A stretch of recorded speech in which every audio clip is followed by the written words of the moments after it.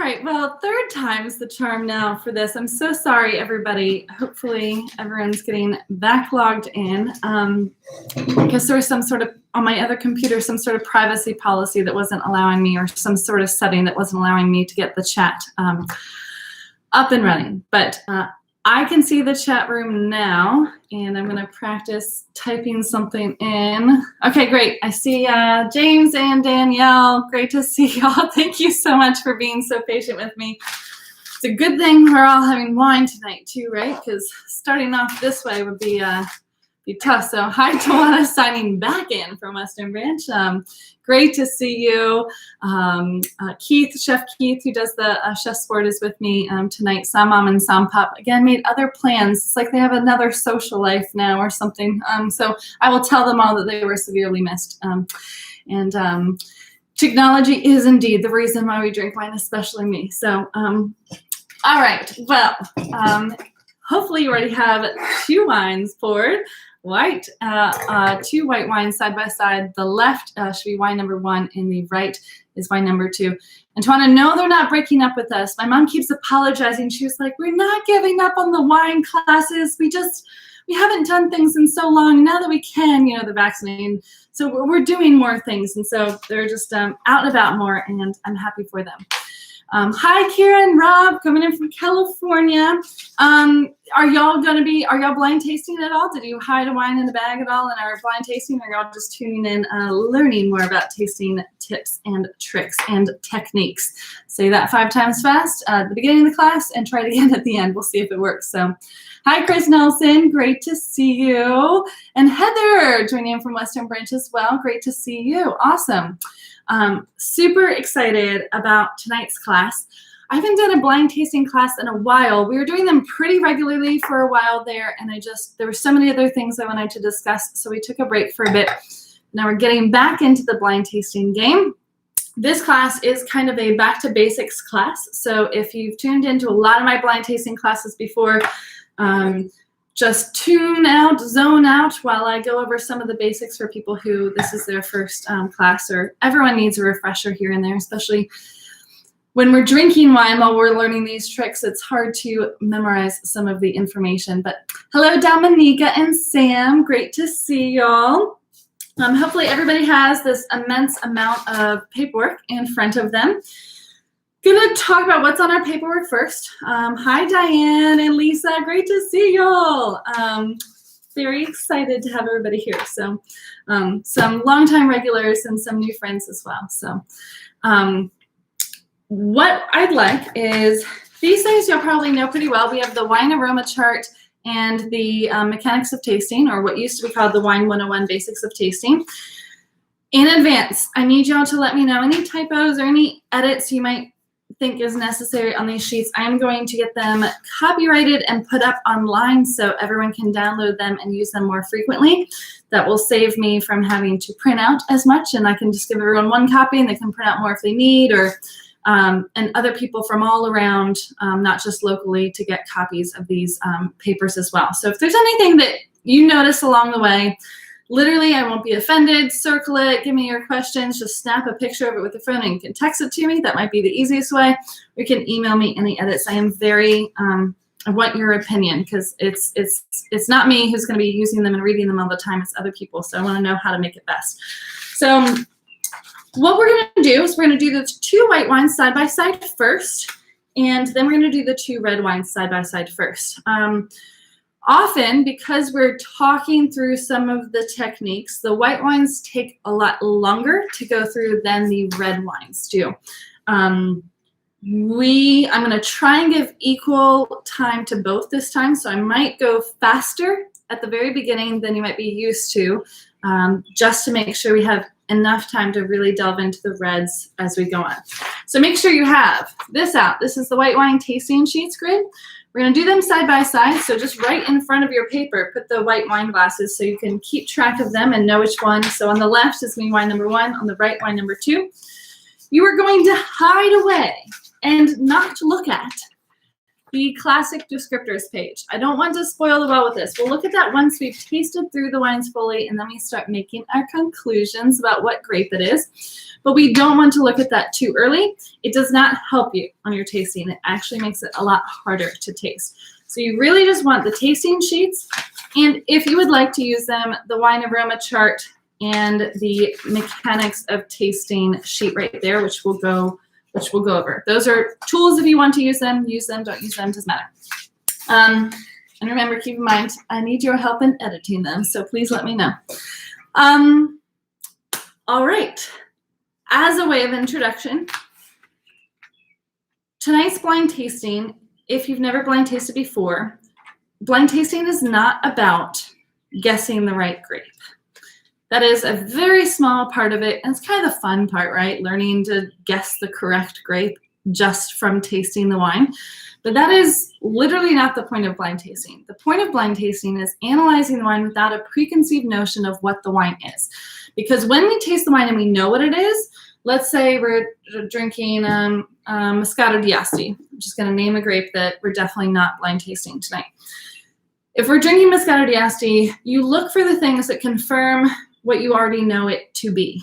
And so we're just constantly just confirming our own biases about what we expect that wine to be. So we're tasting what we expect the wine to be, not what the wine actually is. So blind tasting is literally all just removing any confirmation bias, any preconceived notion, and learning to analyze the wine for what it is rather than what we think it is or what we think it should be. And that will help us give us more accurate markers in our brain for what these wines actually taste like. So at the very beginning, everyone who blind tastes wine, once it comes to the conclusion stage, they're like, oh, well, this wine reminds me of Moscato d'Asti because I drink that all the time. I've had that a lot. And that's actually not a really helpful thing when it comes to blind tasting, because when we're drinking wine, we're not analyzing wine. So we have a very different interaction with it than when we're really analyzing wine and interacting it and going through a blind tasting grid, or the method, as we call it. So just so you know, we're going to be really scientific, really analytical about this, and we're going to have a lot of fun. So if it gets to the conclusion stage and you're unsure and you think you've got it wrong, it's okay if you get it wrong, because that's not the point. The point is what we're going to do, and that's taste the wine without notions of what it is. So hopefully you've all kept that top secret page stapled shut and not opened. That's just the list of wines if anyone wants to know afterwards. We're going to have fun. The chat room is key for this. So please let me know as I get into the tasting what you're getting out of these wines, because that will help me help you get through the tasting in a good way. So. All right, so wine number 1 and wine number 2, white wines.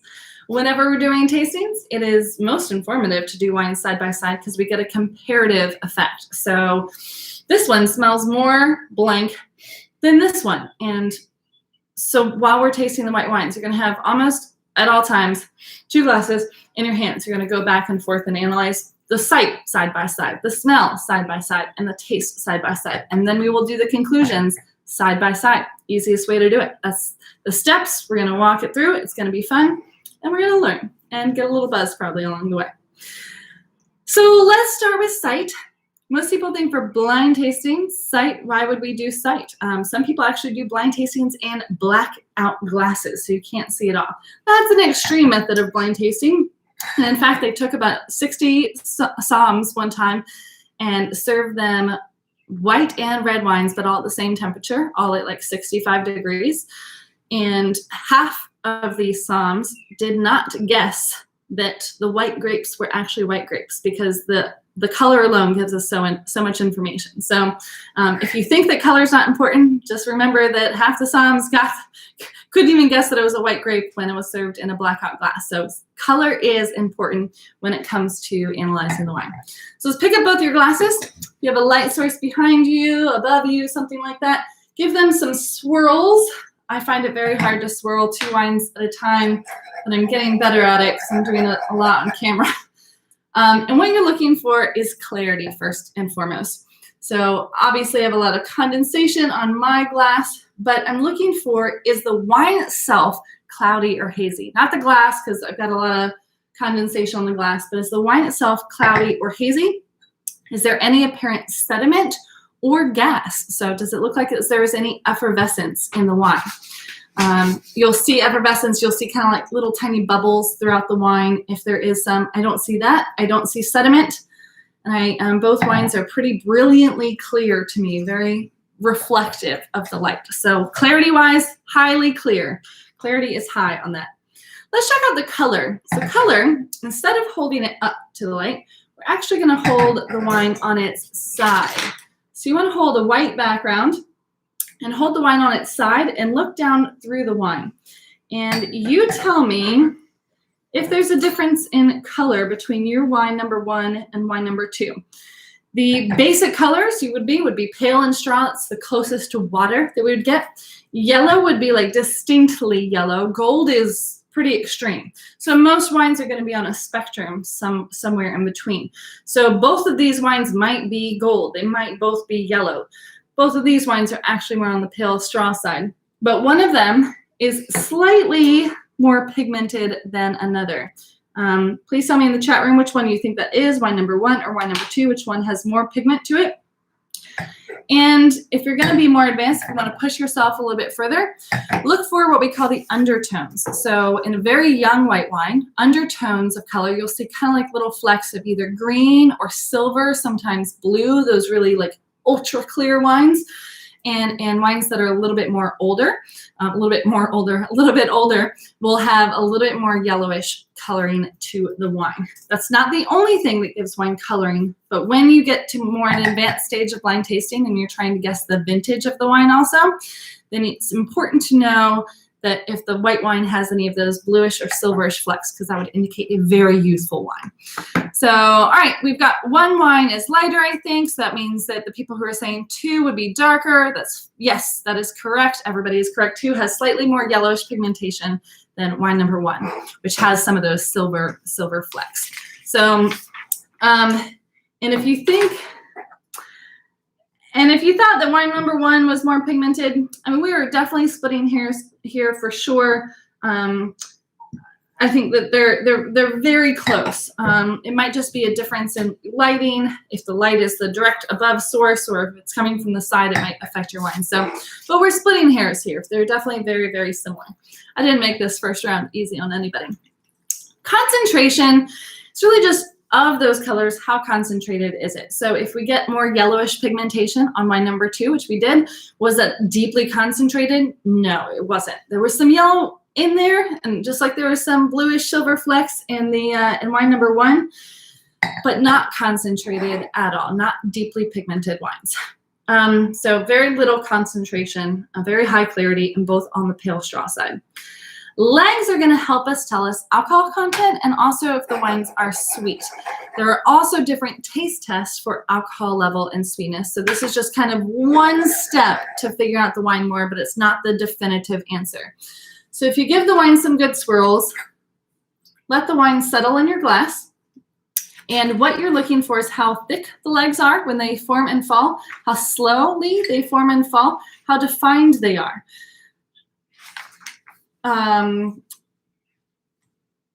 Not the length of the legs. So I was waiting for my legs to form and fall. You're not looking for the length of the legs. The length of the legs is just based on how aggressively you swirl the glass. If I swirl it really aggressively, the legs are going to be this long. If I just do it a very slight swirl, the legs are going to be this long. So length has nothing to do with it. Doesn't tell us anything useful. You're looking for the thickness and the definition and the speed at which they form and fall. Is there a big difference, do you notice, between these two? And this is why also, the more you get into tasting, especially the side-by-side tasting, the more important it is to have the same glasses if you're doing side-by-side tastings. Because if I use a much bigger glass for wine number 2, the legs are going to look dramatically different. Or if I have a different type of glass, maybe not crystal, maybe it's a stemless or something like that, all of that affects the differences that you see in the legs. So for side-by-side tastings, I highly recommend you have the same type of glass, whatever type of glass that is. That will give us the best information. I'm getting on mine very similar legs.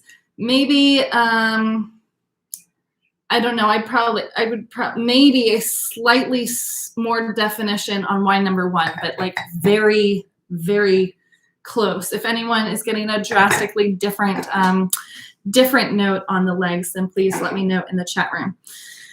Let's get into smell now. The other reason I take so long in the sight part of things is because smell is really important, and you can't smell the wine if it's too cold. So if it's too cold, not only will it only accentuate the bitter smells, but it will make all of the fruit smells more reserved and harder to find. So when you smell a wine, if it were too cold, if you only smell like bitter citrus, bitter apple peel, like the pith of things, the seeds of things, then maybe your white wine's a little bit too cold if you're not getting any of the fleshy fruits. So make sure that when you're doing analytical tastings, if you want the best notes and the most consistent notes, you want to serve your white wines close to 50 degrees. Maybe 55, depending on the grape. I like to start at 50 and then it warms up to 55 as I taste. But that will be the optimal temperature to make all of the flavors sing at the best level for white wines. Red wines between 60 and 65. So just 10 degrees warmer, not 20 like we normally do. So Twana says, number 2 is slower to fall, but 1 is thicker. Interesting. So we've got a little bit of distinction here. So lots of factors could go into that. We'll get into that more once we do the final reveal, and we'll figure out what was going on. So Chris says, wine number 1, slower to form and fall. The legs on number 1 are thicker. Okay, great. So same information. Let's get our noses in here now. As we swirl the wine, the alcohol evaporates just slightly, and that evaporation makes the aromatics, the esters, volatile, meaning they're vaporized, so they have become evaporated, which means our noses can inhale them. We can't smell the actual wine. What we're smelling is the volatile components as the wine evaporates slightly in the glass, and that's what allows our nose to smell the wine. So that's why it's so important also to make sure that the wine isn't too cold. You don't get any of that evaporation. Whew, wow.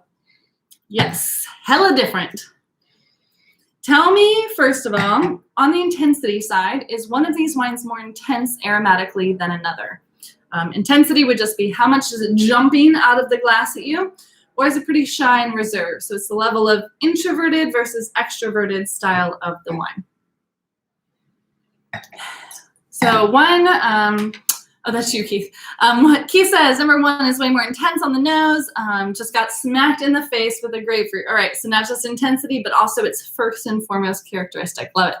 James, thanks for making number 1 so easy to smell. Yes, I wait until we get to the guessing part. You might find the guessing to be harder. Just because it's a really aromatic wine doesn't necessarily mean it's going to be easy to guess. So don't jump to conclusions yet, just based on the smell. Don't let yourself go there yet. More intensity on 1, everyone says. 2 is the introvert, 1 is more intense. Awesome. Everyone is in agreement. I love that. That means no one's mixed up their wines at all. Definitely, number 2 is more introverted. It's shyer. It's kind of more closed down. Number 1 is like literally jumping out of your glass, just like it did for me. All right, fabulous. Now let's talk about the order in which you go down your smelling notes. So I know this is a back to basics and kind of a review class, but for those who have been tuning in longer, I'm going to push you a little bit on this. First, don't think, what are the fruits that I smell? What are the other fruits that I smell? What is the condition? Think first and foremost, what is driving the flavor best? Because there's always lots of different flavors, like aromatics on a wine. It's not singular. And they're all on this, what I call the flavor bus. So everybody's hanging out on the bus. But what's the most important? What's driving the bus? What's in the middle of the bus? And what's in the back of the bus? So driving the bus in the front of the bus are going to be the most obvious flavors, the first things you get. It may be fruit, it may be non-fruit, it may be the oak that the wine was aged in, it may be sulfur and volatile acidity, like that nail polish remover. What is first and foremost driving the bus immediately on the nose? Then think what's in the middle of the bus. What's kind of giving the wine, more of its balance and structure. And then what are its undertones? So I'm going to push us a little bit further. If you're not ready to go there yet, just tell me one or two things that you're smelling in the wine. So kind of take your intensity level for this class, however you like. But we'll start getting into more complicated blind tasting classes as y'all have practiced with me now for so long. Feel free to type it in the chat room. If you do type driving the bus, middle of the bus, back of the bus, just tell me what category it is you're referring to. And if you don't want to do that, just go ahead and type anything that you are smelling or tasting. Smelling. All right, so wine number 1, the jalapeno strong in this one. Okay, so a little bit more vegetal driving the bus. Interesting.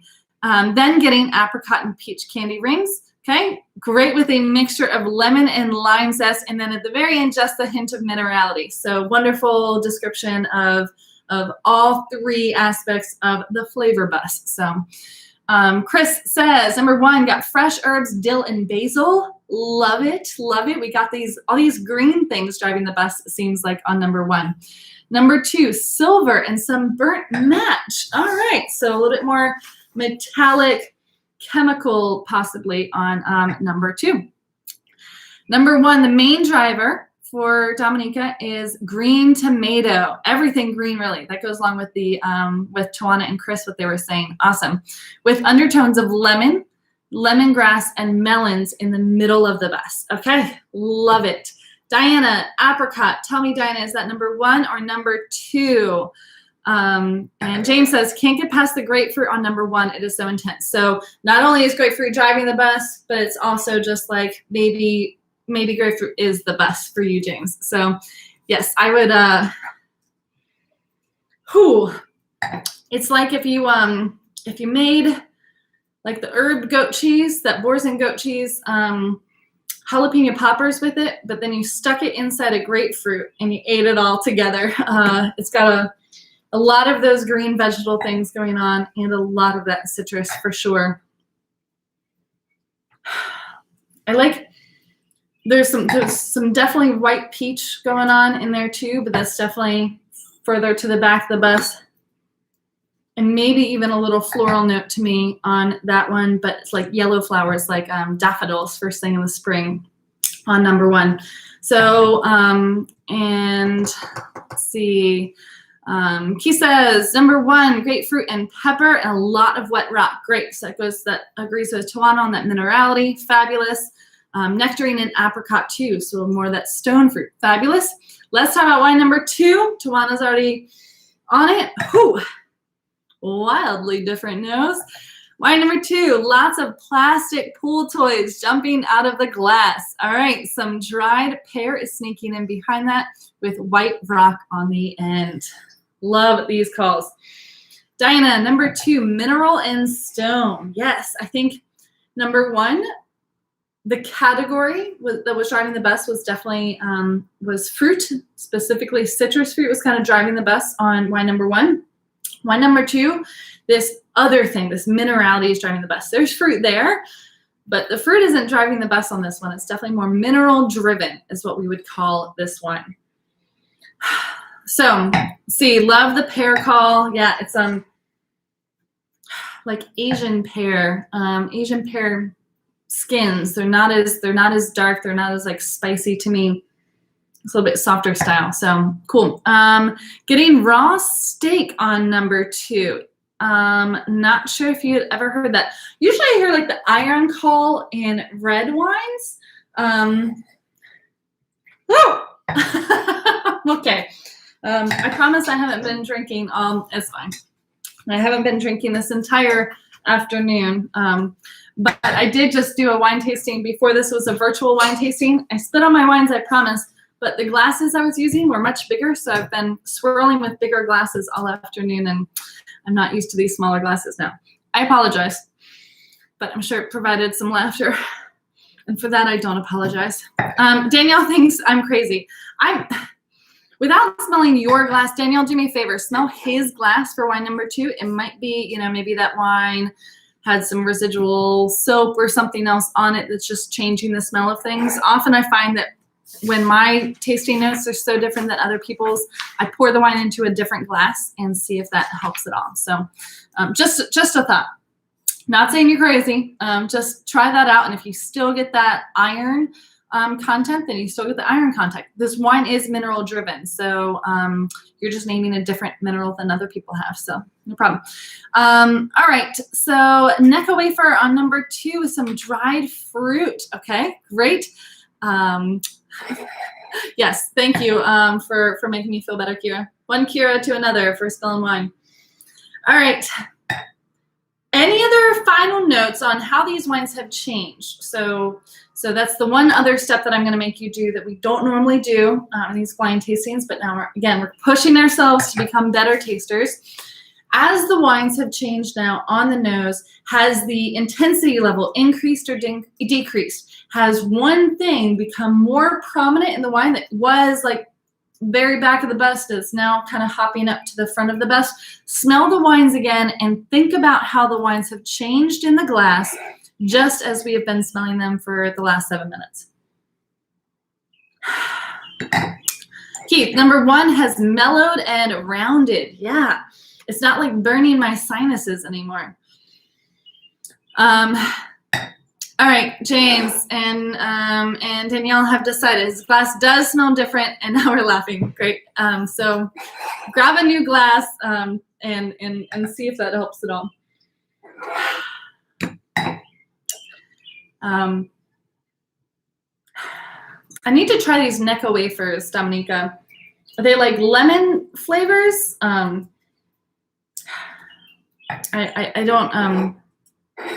don't know this this wafer call or this type of wafer. They're like sweet tarts. Ah, sweet tarts. Oh, someone else has been telling me about this. Another tasting that came up. I need tell me where I can get my hands on these because now it's come up twice in the last like couple of months. And 7-Eleven. Okay, I'll try 7-Eleven. All right, awesome. Cheap candy.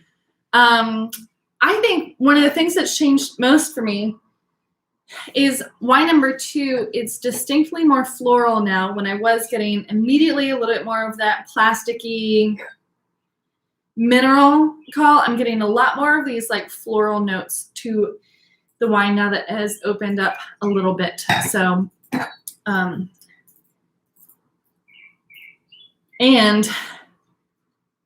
I'm getting a little bit more of the vegetal, even more just outside of jalapeno. I'm getting more of like the herb note. It almost, it kind of smells like my neighbors are smoking weed, which they might be, who knows. But I get a little bit of that grass going on in wine number 1. So, all right, interesting. So let's now get into taste.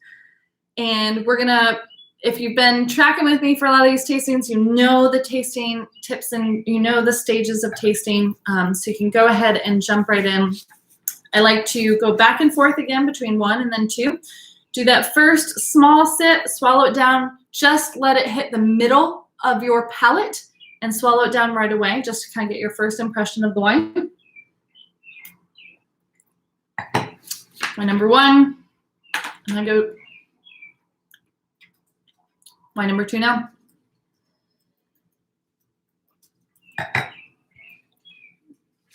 What I like to see is how much the wine changes when you just taste it through the middle of your palate versus when you saturate your whole palate with it. When I just taste the wine through the middle of my palate, and I don't think about how it smells or anything like that, these wines are remarkably similar in terms of their structure.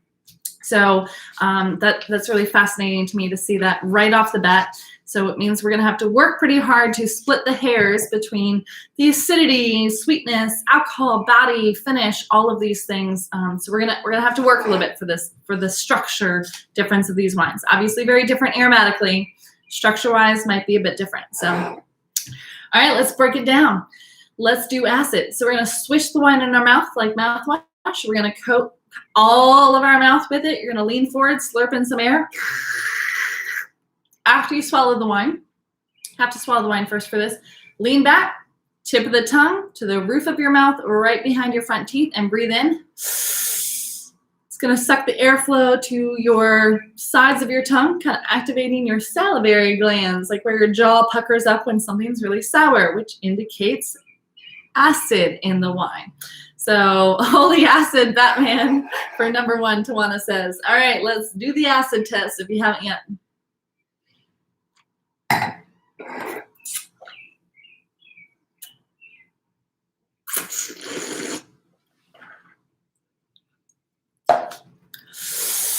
Woo! It hurts. It hurts. Holy acid, Batman, indeed. I need Batman to come rescue me from this acid. But like in a kind of a delightful way. I'm trapped and I'm not mad about it. Super refreshing. My mouth is watering like crazy.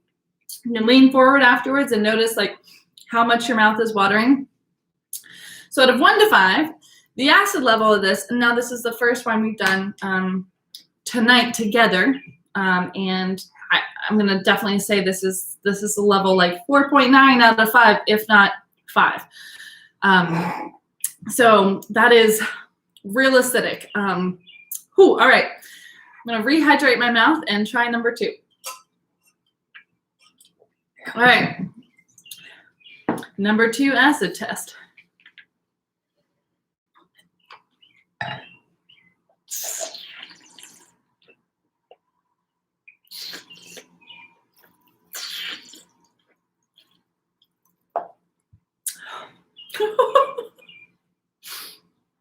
I mean, it also hurts, not quite as seriously as the last one.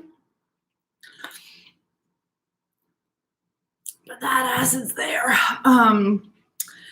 Channeling Batman. Oh man. All right. Acid is very high on this one too. Maybe ever so slightly softer than wine number 1. Maybe a 4.5. But both of these are pretty high acid wines. Now, before we go on to do structural tests, this is the first time we've like really saturated our mouth with these 2 wines. Go back up to the smell or aroma parts of the grid.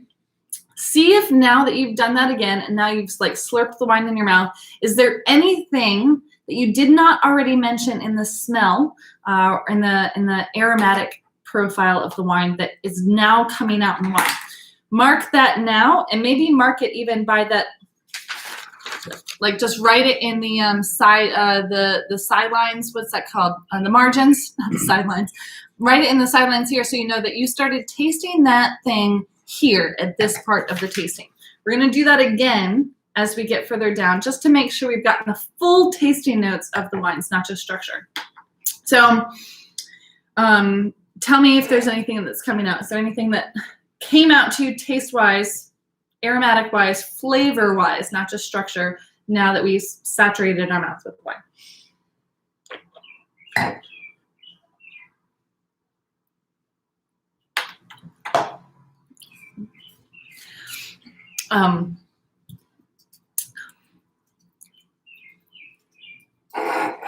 It's funny.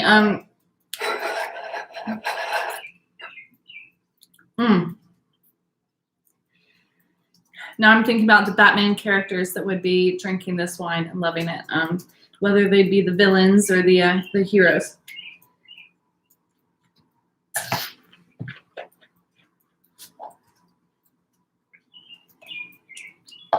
So Tawana says, number 1, getting the pink grapefruit, because you were going all jalapeno note and other things at the very beginning. So that pink grapefruit's coming out for you more now that we're tasting it. I'm getting like these white peach, like peach pits, like almost like bitter side of white peach pits, like you underripe peach on wine number 2 that's coming out more now. I did not smell that because underripe white peach doesn't smell like a whole lot, right? But it has a distinct flavor. Let's see, number 2, more baked apples, which I didn't get on the nose. Okay, I like that call. Key says, these 2 are very interesting side by side. Usually taste one wine at a time, but the contrast is extreme. Yes, absolutely. All right, let's get into sweetness now. For the sweetness test, you all know, stick just the tip of your tongue into the wine. We're concentrating each part of our mouth on we're putting the wine on the part of our mouth that is most affected by whatever structural component we are trying to analyze. So acid was in the back of our mouth, sweetness the tip of the tongue. I feel like a tingling on the tip of my tongue, but it's not sweetness necessarily. Did anyone get some sweetness on wine number 1? Try wine number 2.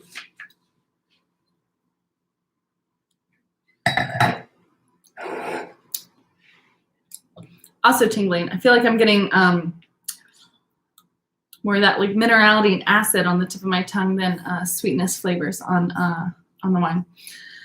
Chris says, number 1, more citrus and lemon for you. Okay, great. Love that. And 2, unripe pear. Great. I love that both the citrus was throughout wine number 1. A lot of people were green, but you're saying more lemon call. I think there's not a single citrus that isn't in wine number 1. So love that call. And number 2, unripe pear.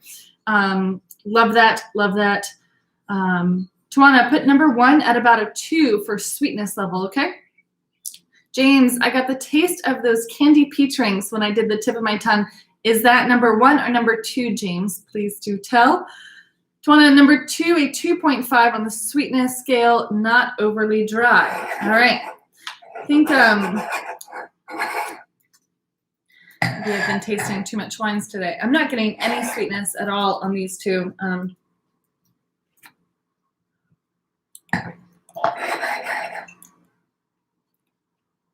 Maybe an ever so slight sweetness on wine number 1, but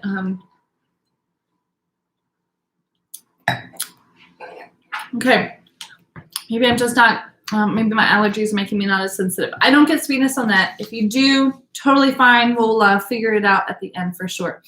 Both would be considered dry wines for sure. They might not be bone dry, or maybe they are, and they're definitely not sweet or off dry wines yet. So love the peach ring call. Great.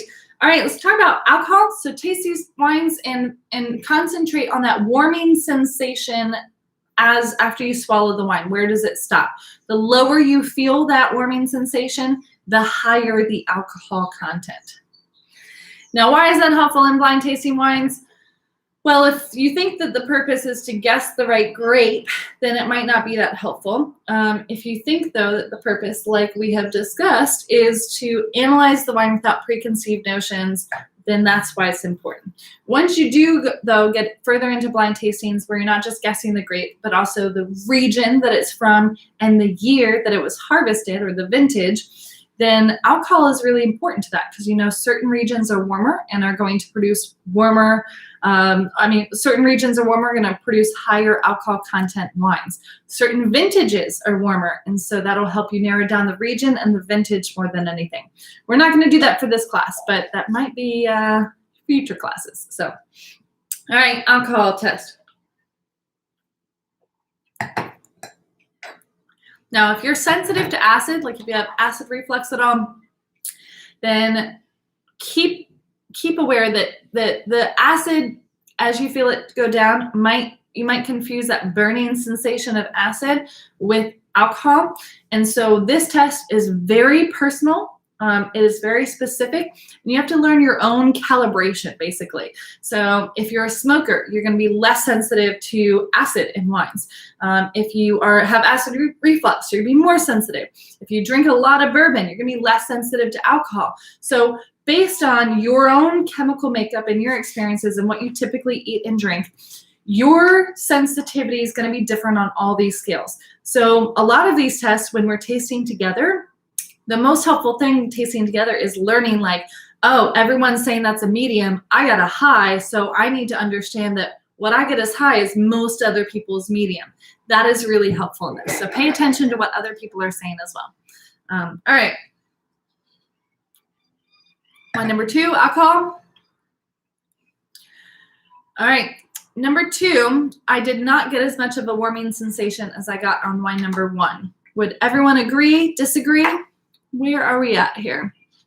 Heather says low sweetness on number 2, put it at a 1, okay.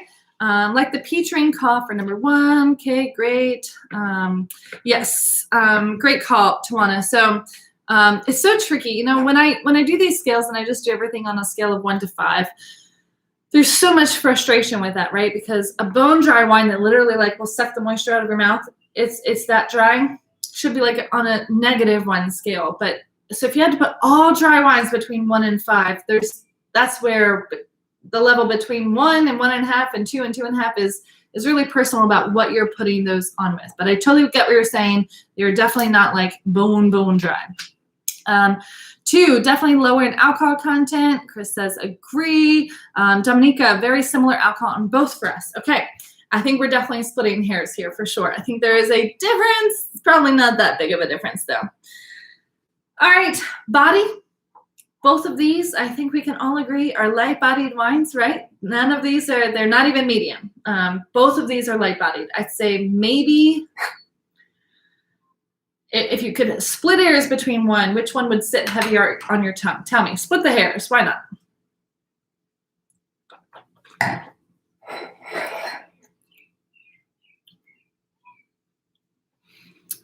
He says number 2 would be fuller-bodied. Fuller-bodied.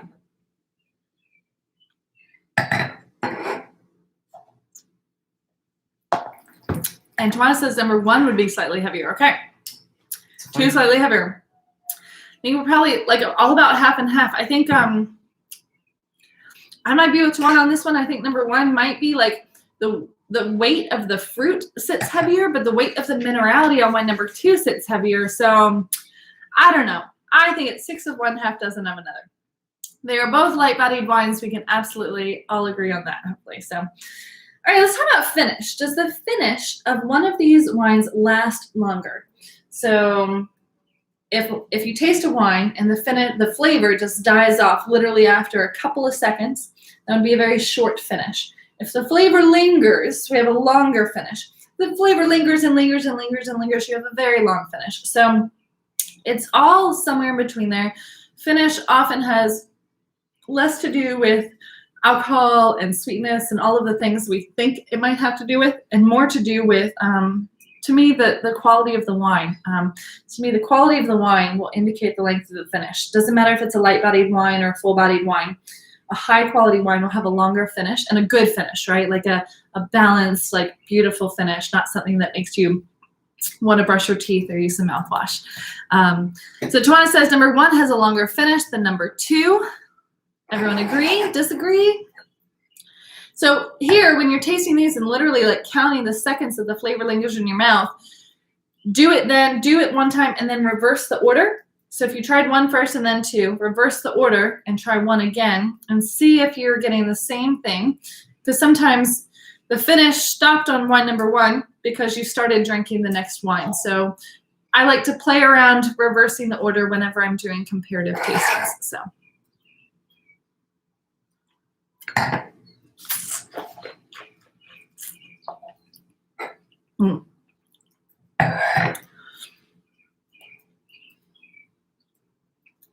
Okay, I'm getting about like 5 to 6 second long finish on wine number 1.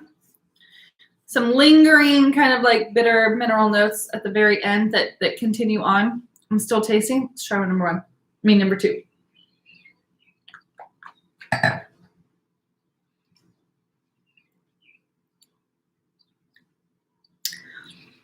So to me, the fruit on wine number 2 dies off faster.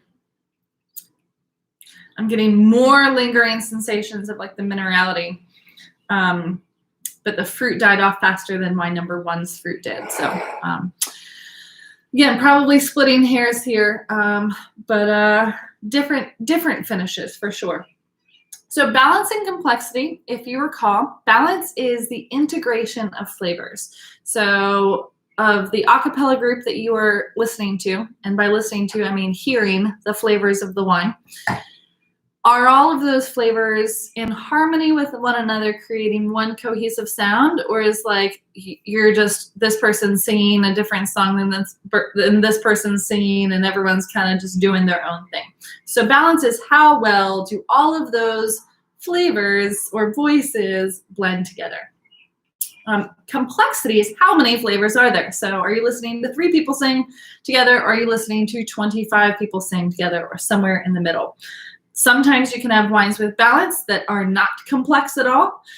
So the few flavors that are there are very well balanced, nothing's off kilter. Sometimes you can have wines that are incredibly complex, but not as balanced. Sometimes you can have both. That's obviously the goal, right? An unbalanced wine or slightly off kilter wine doesn't mean it's a bad wine, doesn't mean you don't like it. It just means that it's not the most balanced wines. There are often times that I like the unbalanced wines more because they're sometimes more interesting. It's just a personal preference there, but it does speak to quality. So good. I'm glad you like that analogy, Chris. I'm working on creating new analogies for the people who have been coming to my classes for years. I'm sure they're tired of hearing the same thing. So that is my latest one, the a cappella group, because I can't sing. So I like to listen to other people do it well. All right. So Keith says it's like a record with 2 or 3 really good songs for number 1. Okay, versus like the whole album's amazing. So it's got some good notes on there, but it's like not overall the most amazing compilation of music. I like that analogy too. Number 2, just pretty good all the way through. Okay, all right, so 2 a little bit more, both the better of the balance and the complexity, Keith says. So, all right. Going back, Heather says, drinking 1 after number 2 cuts the acidity and intensity of number 1 to me. All right, interesting. The order in which we taste does make a difference. So after you've kind of come up with your idea, swap the order and see if your idea has changed or if maybe you've confirmed your original conclusion. Always important to do that. It's almost like the control of the scientific experiment. You gotta make sure that it stands the order test. Switch up the order, see if you still feel the same way about the wine. All right. Let's get to overall conclusion. The very end now, let's talk about taste the wine again and don't think about the individual structural components. If there's anything that you want to add now to the flavor that you didn't put during the aromatic profile or when we first tasted it, when we jotted it in the sidelines, make sure you note that now. Then we're going to get to the conclusion stage and we're going to break down what these wines are. But it's important to, after you've broken it down structurally, to taste it again and not think about any individual component, but just to listen to the music, just to hear the whole compilation of all the flavors put together.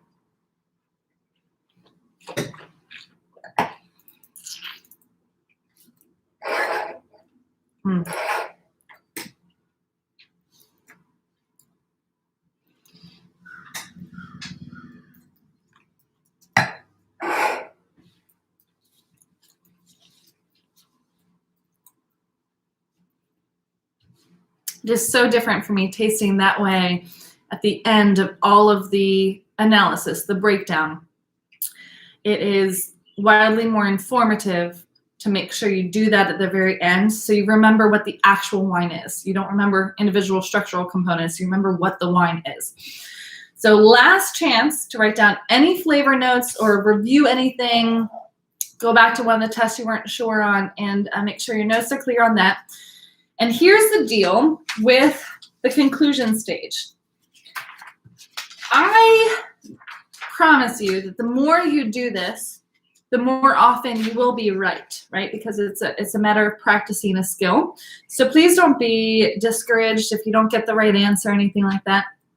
It's just about practicing the new skill. But here's how you're going to get it right more often than not. You're going to get it right more often than not if you look at your tasting notes and you let your tasting notes tell you what to guess. This is the cheat sheet that we're going to break open now. And your cheat sheet should, if I've done a good enough job of picking the wines that are classic examples of these grape varieties, your tasting notes will most likely, hopefully, match with one of these grapes or 2 of these grapes to at least give you a better idea of what the wine grape is. Do not, at this point, mess up by just thinking about what wine this reminds you of in terms of what you've had before. That's helpful when you are tasting 100 wines a week and you have tasted, let's say over the course of a few years of tasting, you've tasted 300 different Moscato d'Astis. And so you have a very clear idea of what that tastes like. And you've tasted them from all types of different producers, vintages, regions, styles, everything together. So you have a really good idea of what that is. Your framework for that grape is marvelous. Then yes, when you taste a wine, you're like, yes, this is a Moscato d'Asti because I know very well what that is. If this reminds you of just that one wine you had that one time, don't think it's that same grape.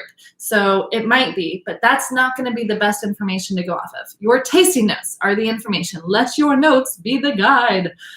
It's the number one rule that I can give you to become a better taster is let your notes be the guide. Don't let your memories be the guide. All right. Yes, it does. Yeah, it is crazy how much the wines change when they open up. Mine are probably a little bit too warm now, so I'm getting a little bit more of that intensity, that alcohol sensation. The wines aren't as balanced to me. They went from too cold to a little bit too warm because we've taken 45 minutes to go over this one glass of wine. But it really is important to see that progression. So if you haven't already, break open your cheat sheet. Now, the classic descriptors, keep in mind, are classic descriptors. So it doesn't mean that every Chardonnay will have all of these exact same tasting notes. If it were that simple, then you certainly wouldn't need to be taking a class from me and I'd be out of a job. So I'm glad it's not that simple.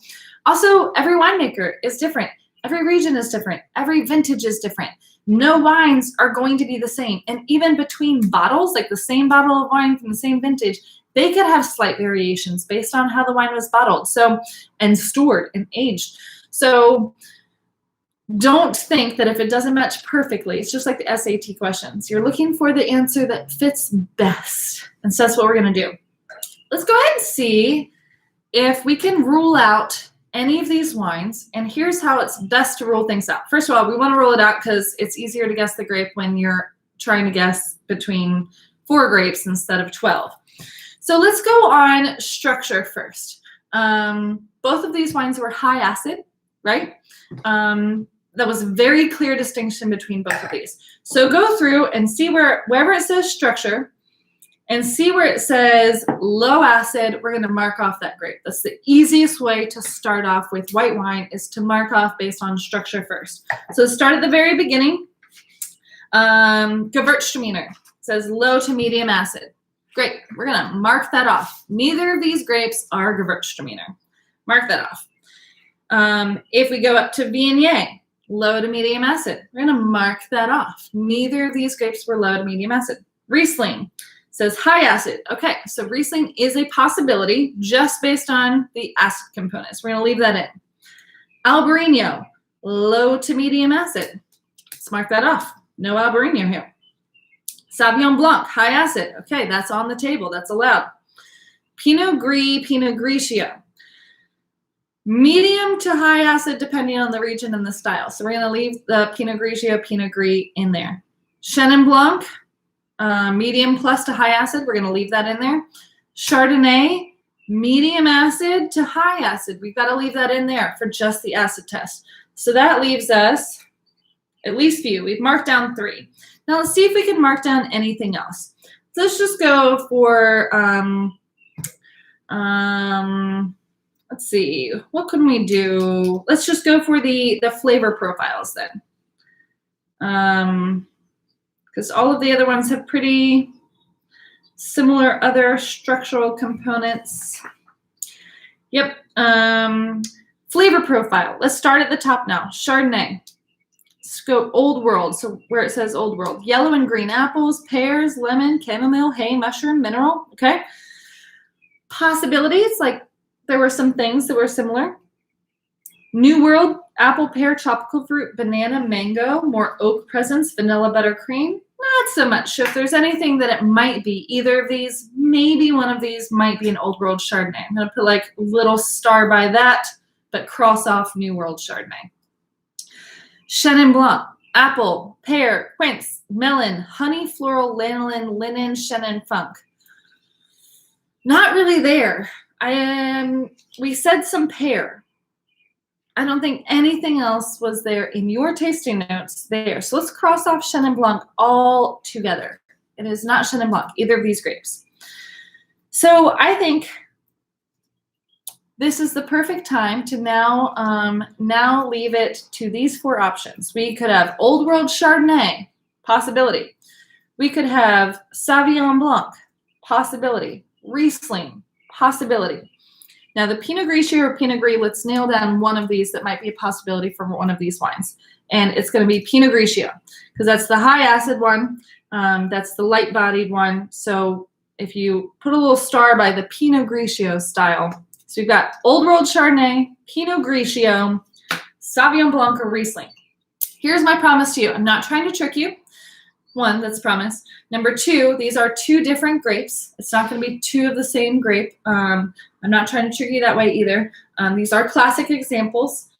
So one of these is one grape, one of these is a different grape. Neither of these are blends. They're not weird wines, right? These are classic examples. So if I could say one thing, Riesling, remember, look down there. Full range of bone dry to sweet available. So just because both of these wines were dry, don't think that Riesling's not on the table. If everything you have had of Riesling has always been sweet, that's why we don't go by our memories, right? Then that will tell you it's not a Riesling. So keep that in mind. That's a possibility. Sauvignon Blanc. Keep in mind that there's old world style Sauvignon Blanc too, not just New Zealand, and that's going to be a little bit more of the chamomile tea, mineral driven, less aromatic, sometimes even has some oak on it. So keep those things in mind. Go ahead and whenever you're ready, write down, not in the chat room yet, give everyone some time first, the overall conclusion on the bottom of your tasting sheets. Write down what you think wine number 1 is and what you think wine number 2 is. And we'll reveal. If you need to taste again, do so. I'm wrong about number 2. We've already got some anticipation here about being incorrect on at least one of these, but who knows? Sometimes it's the people who have the least confidence that they're right that are most often the right ones. So I'm cheated. Like I'm looking at the bottle, so I know it's not. It is true. Sometimes there's a lot of psychology that goes into this too. If you say you've done a lot of my blind tastings and you're like, oh, well, she just did this one grape last time, so she can't do it again, or the bottle shape, or we have to, it's hard to tune out all of the things that could lead us to an answer that might be different than what we think it should be. One time I did a blind tasting and I switched the bottles out. I poured, because the bottle shape makes a big difference, especially in red wine. And I switched the bottle shape just to fool people. That was for a different group of people. I didn't do this to you, I promise. All right, go ahead and write in the chat room what you think it is. And let's see here. James, Danielle, number 1 is Sauv Blanc. And James says Riesling is, so James, you say Riesling is number 1 or Riesling is number 2? I think it sounds like you're both talking about number 1, and Danielle says it's Sauvignon Blanc, and James says it's Riesling. Okay. Dominica voting 1, Sauvignon Blanc, 2, Riesling. Tawana, number 1, New World Sauvignon Blanc, number 2, Riesling. Okay, we've got some similarities here. I think these are great calls. So far, I'm giving everyone plenty of points on their scores, even if it's not 100%. We'll see soon. Last calls for notes here. All right, so what do you say then, James and Danielle? What do you say number 2 is then? I got to make both calls at the same time for this particular group. I picked these to taste side by side because in blind tastings, they are often confused one for the other. And I have been confused by these 2 styles of wines, one for the other. So, and I've been doing this for a lot of years. So I was actually looking at my Facebook memories, and 6 years ago today, I was doing the final prep for my SOM exam, and I was like tasting up a storm and like doing tastings at 7 in the morning, and again 5 hours later, and again 5 hours later, and studying theory in between, and doing practice tests and flashcards, and a lot of stress. I'm glad that's over with. All right, Chris says number 1 Riesling, number 2 Chenin Blanc. All right, Chris, I'm going to make you revisit number 2. We've crossed off Chenin Blanc for both of these wines. I did that just to mainly help us out in terms of nailing down the grape variety. I don't think Chenin Blanc's necessarily a bad call. There's plenty of styles, especially like South African Chenin Blanc, that could be similar to this. But for the purpose of this class, I have eliminated that. So I'm going to give you one more chance to revisit number 2 and find another answer for number 2 that's not Chenin Blanc. James thinks that the Riesling, okay, so you both think Riesling and Sauvignon Blanc. You've just switched it, James and Danielle. All right.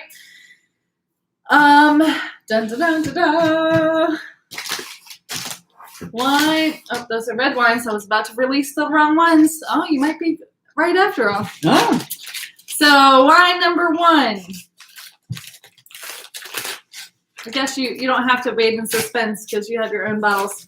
You can tear the paper off of. Wine number 1 is indeed a New Zealand Sauvignon Blanc. And if the label is not backwards, it's the Touranfait. It's my brand new Sauvignon Blanc feature that is on my list now. And it is the very classic New Zealand style of Sauvignon Blanc. But it's the high quality New Zealand style Sauvignon Blanc. So it's not cat's pea and asparagus because they've actually picked it where it's ripe. And so you still get all those lovely grapefruit notes and the jalapeno notes, the grassy notes, but it's not cooked green beans, asparagus, and cat's pea. So number 2 then is, and Tawana, I apologize since you had that wine before. Number 2 is Riesling, baby. It is, if you can see here, there we go. Pusey Vale Riesling. So this is a dry Riesling. It is, in fact, a dry Riesling. It is from Australia, one of the key dry Riesling producing countries. And it is from Eden Valley, one of the key regions within Australia that makes some of the best dry Rieslings in the whole world. Pusey Vale is an incredible producer that makes some high-end single vineyard dry Rieslings. If you love this one and want to spend more money and try more of their wines, I definitely recommend their Old Vines single vineyard Riesling labels. But great job, y'all. Y'all did amazing. Your tasting notes were spot on. The guesses were spot on. There wasn't any of these guesses that I'd be like, oh, they're totally off base. So killer job so far. We're going to take that momentum, that power, and go straight into the red wines. And we'll probably go a little bit faster on the red wines now that we know the test and we don't have to, I guess, discuss the order of the test as much. I will say that both these wines are pretty aromatic, so I normally don't tell people to rinse out their glasses with water because the water changes the pH balance of your glass. So if you're not using 2 new glasses for the reds, dump them out, maybe rinse them with a little bit of wine and dump that out or drink it. But the Sauvignon Blanc, especially that intensity of the grapefruit and the intensity of the minerality on the Riesling will change the flavor of the next wine. So you need to make sure if you're not using new glasses, you're at least rinsing out your next glasses with wine, not with water, with the red wine, and go from there. Great job, y'all! I'm so impressed. I literally did some. That was the first round was hard because they were structurally so similar. So I'm very impressed. All right. Now I gotta remember. I didn't label my bottles, so now I gotta remember what's going on here. All right. So wine number 1 on the left, wine number 2 on the right. Make sure you do it that way just because the tasting sheets are listed that way, and I will always talk about wines that way. So it's most helpful to be consistent. I think everyone did a great job. I'm very excited. So hopefully pat yourself on the back if you haven't already. And we're going to try it again with the red wines. And I think y'all are going to knock this out of the park. All right. First things first. Sight, baby, sight.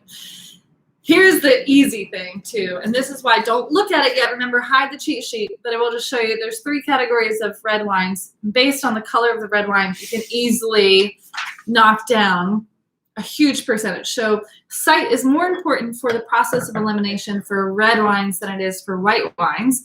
And so don't ever skip this part of wine tasting. All right. Wine on the left, wine number 1, is way darker than wine number 2, right? Just saying if y'all are paying attention. Wine number 1 is much paler, right, in concentration and in color than wine number 2. If you started checking to see if you poured right, good, you're paying attention. But number 1 is way paler. Let's talk about clarity. Let's swirl that wine around. See if either, so it will be very hard to mix these glasses up now versus previously it was easier. So I'm getting maybe a slight cloudiness on wine number 2, like not super cloudy, not tons of sediment. I'm not seeing, after I swirl it, I'm not seeing like specks of sediment inside the glass. But it is definitely cloudier, which would just indicate that the wine was not filtered fully before bottling. Wine number 1, definitely very, very clearly reflecting the line. Color, wildly different. What color is wine number 1?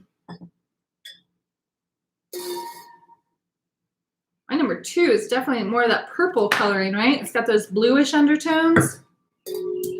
Wine number 2 is classic garnet, baby. Garnet is that word that means, generally connotates a different image in people's heads if they're not in the wine world. So garnet you think of in the normal world, you think that ruby red color. In the wine world, garnet means that brownish tinge coloring, a little bit more of the tawny coloring. It's usually ruby and brown and gold kind of all mixed together. So number 1 is definitely more towards the garnet side, a little bit of that ruby going on. Number 2, definitely like more of that purple slash some ruby undertones. So both have ruby undertones. One's more garnet, one's more purple. Concentration, which one of these wines can you read through? Yeah, sorry, Dominica, to fool you. And James, normally I can see everyone's reaction right away when I do this in real life classes, and I just miss playing some pranks every now and then on everybody. Remember my in-person classes, always throughout one of the classes, I would pull a stunt just to make sure people either felt free to have their own opinion. So I'd say something totally off base, like, this wine smells like lemons. And everybody would be like, yeah, sure. And then there'd be the one brave person and be like, I don't think that's right.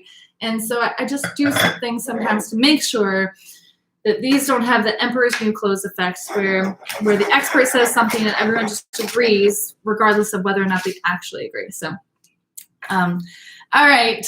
So, went into smelling too fast. I'm sorry. Concentration. Yes, Heather says, number 1, you can read through. Yes. Number 2, it's harder to read through. I mean, I can, especially towards the end, but not easily. And part of that also is just how cloudy it is. It's not as clear. But so number 1, definitely concentration is paler. The number 2 is like medium to medium plus concentration. Let's check out those legs. The class I did right before this was like an alumni fundraiser for a local university, and I was making some interesting jokes as I usually do in my classes, and I realized, oh man, I wonder if like they're gonna invite me back because I was being a little bit, a little bit tongue in cheek with look at those legs, baby, and I don't know, with it being on Zoom, you can never really tell if people were laughing with me or uncomfortable. But all right, but let's look at those legs. Y'all know me. So a big difference between the two. I'm seeing a second round of legs on wine number 2 that's much slower, much more defined. The second round of legs on wine number 1 is slower, but not like syrupy slow. The second round of legs on wine number 2 is like molasses slow.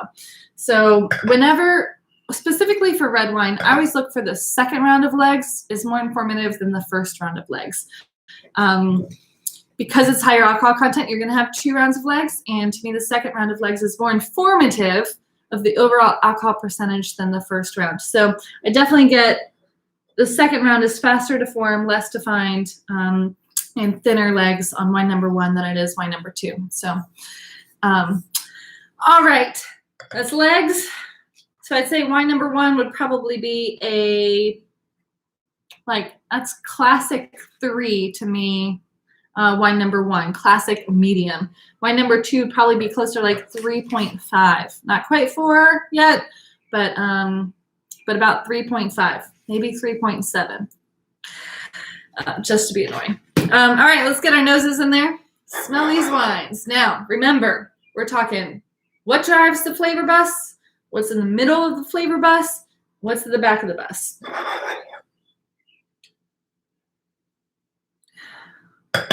Whew.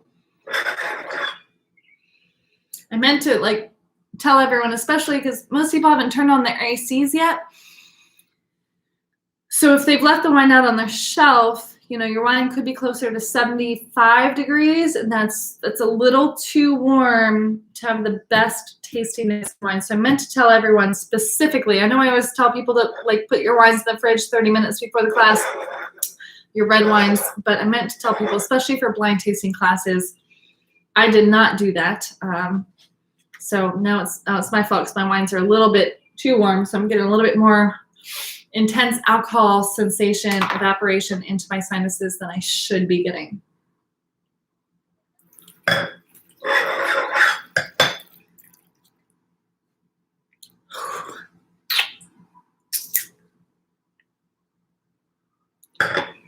Hey, do me a favor. You find corks for these? Yeah. See if you can put them in the freezer for just 10 minutes and we'll take them out fast. All right, tell me, y'all, what's going on the nose of these 2 red wines?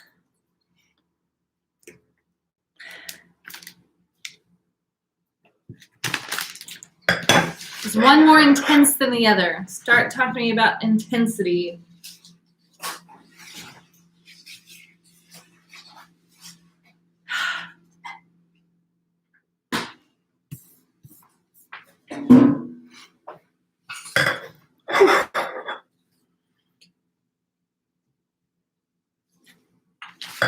And then tell me of what's driving the bus. It could be as general as fruit is driving the bus, or earth is driving the bus, wood is driving the bus, oak. I guess wood and oak. That was redundant.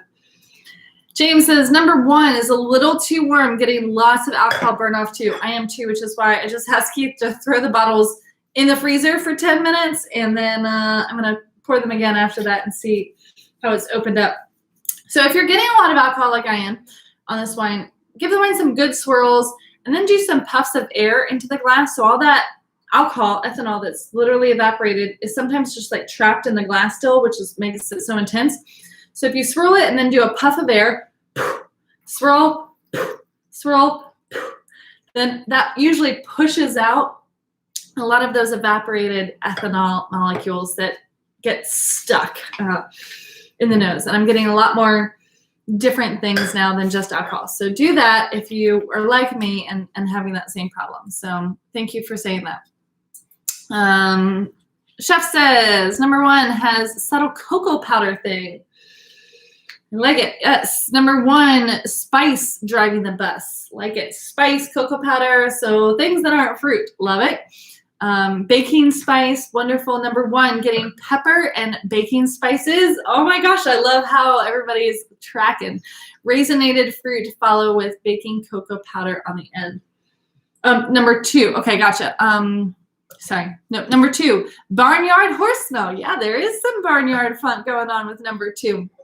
But no one else smells it because we're mostly talking about wine number 1. But I totally agree with you, Heather. There is definitely a little bit of barnyard funk in here. A little bit of that, not full-on horse shit, but a little bit of the saddle leather. I'm riding to the stable. I just haven't gone in yet. So number 2, Dominica, earthy pencil shavings and some ham. Oh my gosh, I'm loving these brave tasting notes. Ham, like honey baked ham, or like I'm almost getting like this like salty Canadian bacon kind of ham, like a little bit of saltiness. And Iberico. Okay, Iberico Like a ham, cured like a Funk. cured pork. All right, cool. And I love the pencil shavings call too. Yes, there's like this minerality that's very much like this graphite-y kind of minerality to it. Love that. Number 2, oh yeah, we talked about that. Earthy. Chocolate covered cherries for number 1. All right. We're getting some interesting things on both of these wines. The alcohol is definitely for me blown off on both of these, which was good because it was a little intense at first. I'm getting a lot of like stemmy herbs on wine number 1. So think of all the herbs that actually have thicker stems, like rosemary would have a thicker stem, bay leaf would have a thicker stem, and I'm getting more the stem part than just the herbs. Definitely all the fruit to me is a little bit more dried on number 1 as well, and I'm getting red fruit specifically. But the woodsiness to me, like walking through the woods, is what's driving the bus for me on number 1. Number 2, got that barnyard. It's definitely there, and that Brettanomyces, right? But to me, that it's taking up a lot of the middle of the bus, and that graphite minerality is kind of at the end. But the very beginning, I'm getting a lot of this, like, while number 1 had a lot of dried, underripe red fruit, I'm getting a lot of these like baked red fruit qualities on number 2. Brambly, like raspberries, strawberries, like wild baked brambly fruits on my number 1. So Key says number 2, bitter, woody, stemmed herbs, thyme, and rosemary. All right, and cured ham bacon for number 2. Going with what Dominica said about the ham. Very cool. Tawana says number 2, stewed plums and blackberries, graphite coming in the middle with mushroom and forest floor on the end. Love it, love it, love it. Number 1 does have red fruit. Cool. Jamon iberico. Kira says, I already thought, all right, cool. Said all of those. Wonderful. All right, on here, there's a couple things no one's mentioned yet.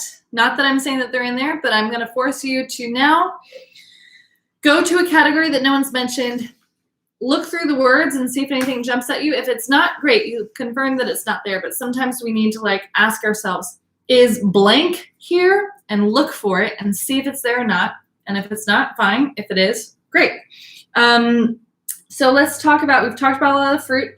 Floral notes. No one said anything about floral notes. No one has said anything about, we've got some herb notes. We haven't talked about fresh vegetables. Are there any vegetable notes in here? A lot of red wines can be like really peppery, like bell peppery. What about caramelized notes? Like for red wine specifically, you're going to go more for the caramel, molasses, toffee kind of side of things. We've talked a lot about spices. Great. We've talked some about mineral, some of that biological. All the way at the very bottom, nutty, smoky, woodsy too. Talk to me about some of the categories that maybe you didn't look for at first, didn't jump out to you at first. They might be at the back of the bus, but they might be there and they might be important. Violets, Chef says, for number 1, he says, floral notes of violets. Awesome.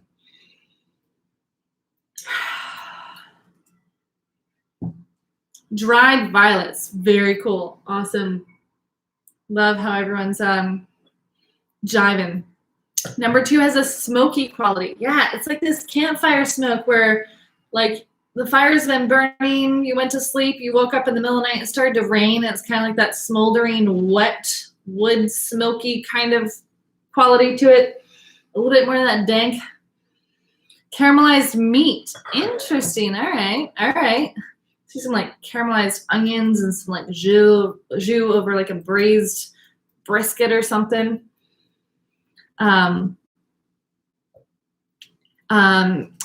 Dominica says, we are getting closer to that barn than anyone smelled on number 2. So you're definitely going full on Brettanomyces. I mean, it's there for sure. To be fair, I opened up this wine. I Coravined it last night. And the night before that, because I wanted to keep revisiting it because I liked it. I opened up this wine just right before the class. Brettanomyces can often like bloom with air. And so that's that funky barnyardy smell. And so if you start decanting it, it might go up for a little bit before it comes down. And because I just opened it, my Brettanomyces might be starting to peak a little bit. So a cooking on a campfire in the rain, number 2. All right, I like that call. Sweet red raspberries on the end of the bus on number 2, almost jammy. Yeah, we definitely, if the fruit is like dried and like on the underripe side on wine number 1, for wine number 2, it's definitely more of that jammier, intense, riper style. Wine number 2. All right, let's go ahead and taste. Remember, just do that taste, middle of the palate, swallow it. Go to the next wine, and then do the full-on swish and swirl. And note in the sidelines, now I'm going to have to keep using that word, even though it's the wrong one, sidelines. If anything else of the flavor jumps out at you immediately, the first taste that it didn't originally while we were smelling the wine.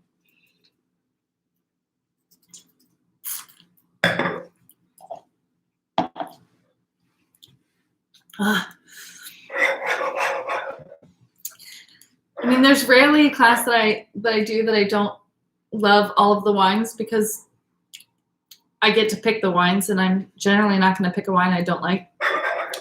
But there are some classes more than others that I'm like, I get to taste these wines and call it work. It's so awesome. And tonight is one of those for sure.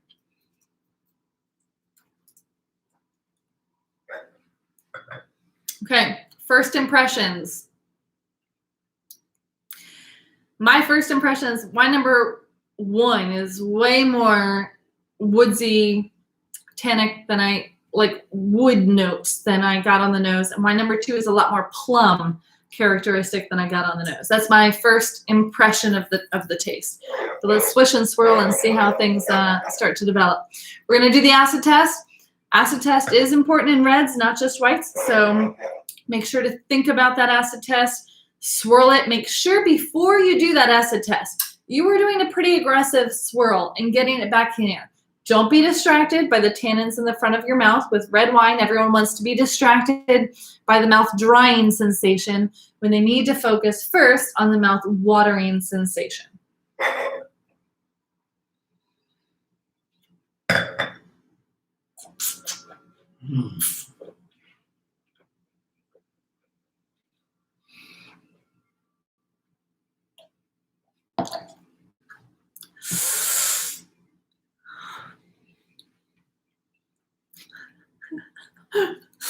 Man, I was just about to say red wines are going to have less acid than white wines, but I can't really say that. And then we just go into this tasting wine number 1 because that acid is apparent, not a parent, but apparent.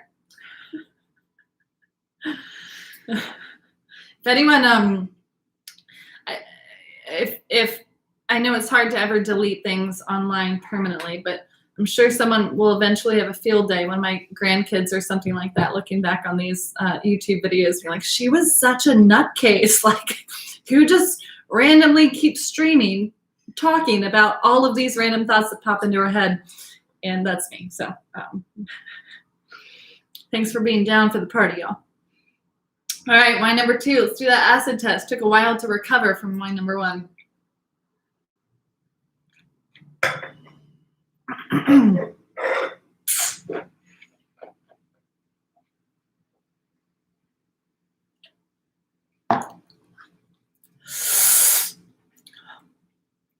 Wow. Oh my word. I'm just tasting pencil shavings. I'm just chewing on a pencil for wine number 2. All those pencil shavings, that graphite that we were talking about, Really, really coming through on the palate for that one. The acid's there, right? All right, talking about acid, what did you get in these wines? And did anything else pop in the wine to you that wasn't on the nose initially? Let's see. Keith says red fruit on number 1 seems cooked or jammy as well. All right, on the taste or on the nose? Both. Both, on the taste and the nose, he says. All right, and lots of raspberry and cherry. Tawana says, number 1, getting some cranberry. All I think is Christmas. Oh, we're going into summer. I don't want to think about winter anymore, but you're right. It's definitely a lot of cranberry. Number 2, red raspberries, very jammy with some licorice. Cool, like that call. Thank you, Tawana. Let's see. And always down to party with another cure for sure. James says, both higher acid, one was higher. Yes, absolutely right on that. Number 1, I think, is the definition of what a high acid red feels like in your mouth. So if anyone wants a baseline, this is a baseline for high acid red, what it feels like in your mouth. So memorize this, put it in your mouth, like this is my calibration now of what high acid red feels like. Number 2 is still higher acid, like in general, just not as high as number 1. Let me do 2 again.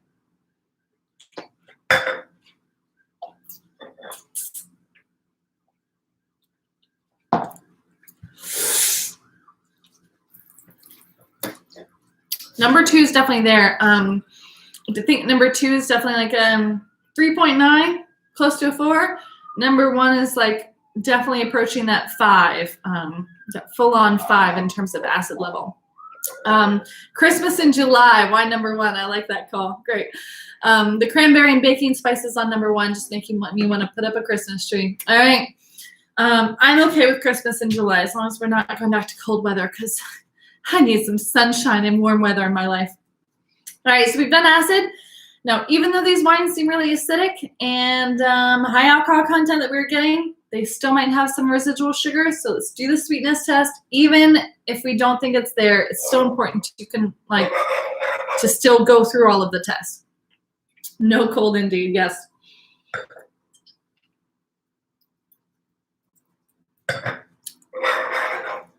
Oh, yeah.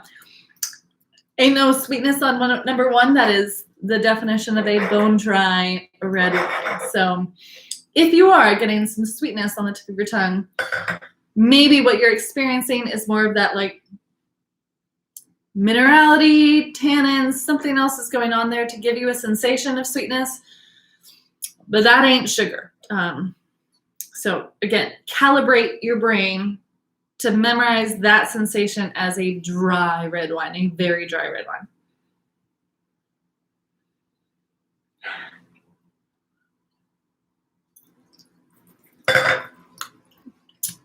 Number 2, doesn't feel like bone dry. It's not like sucking my soul out through my tongue like number 1 was, but it's dry, right? There's no apparent sweetness on number 2.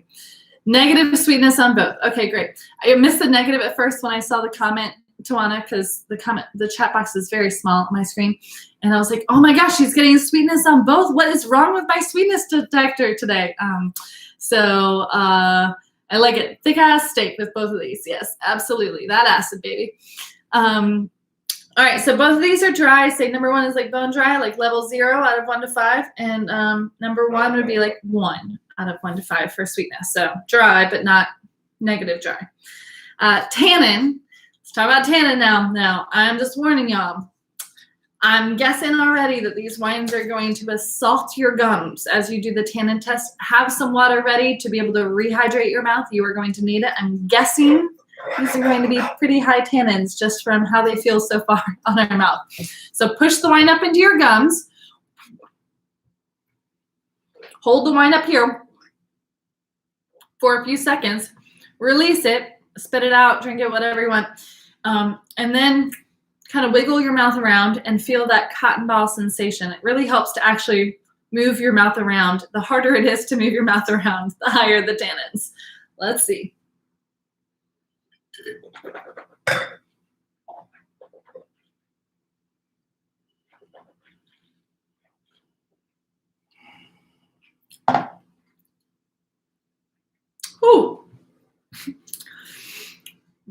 A lot of times tannins just stay for me. I feel them right around my gums where it's hard to talk right now. Sorry. Tannins are so intense. I feel them right around my gums, the inside of my lips. But I feel this wine, the tannins have like creeped into the top, the roof of my mouth, and have like are fully drying out my entire mouth, going all the way back. So this is the definition and the calibration of a highly tannic red wine. If you do not experience these tannins, if they do not feel like aggressive tannins to you, I don't know what to tell you. You might not have any sensitivity to tannins. That's how high these are. So try it again. If you haven't, like if you didn't feel like that they were that high tannins, make sure you're pushing the wine up into your gums and holding it for long enough, because they're salty. Let's try number 2.